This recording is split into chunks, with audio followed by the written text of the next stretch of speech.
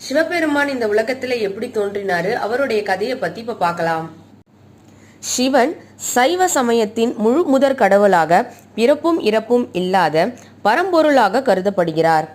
அவர் சுயமாக தோன்றியவர், பிறக்கவில்லை. எனவே அவருக்கு பெற்றோர் கிடையாது.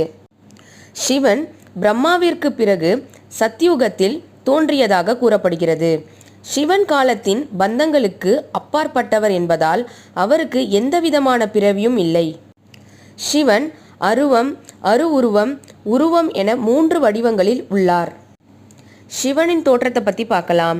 சிவன் தனது இடது புறத்திலிருந்து விஷ்ணுவையும் வலது புறத்திலிருந்து பிரம்மதேவரையும் படைத்ததாக விஷ்ணுவின் அவதாரமான வேதவியாசர் எடுத்தியம் இருக்கிறார். பிரம்மா, விஷ்ணு, சிவன் ஆகியோரை மும்மூர்த்தி அல்லது திருமூர்த்தி என்று குறிப்பிடுகின்றார்கள். சிவன் 36 தத்துவங்களையும் கடந்து நின்று 5 தொழில்களையும் செய்து ஆன்மாக்களின் 3 மலங்களை போக்கி வீடு பேறு அருளுகிறார்.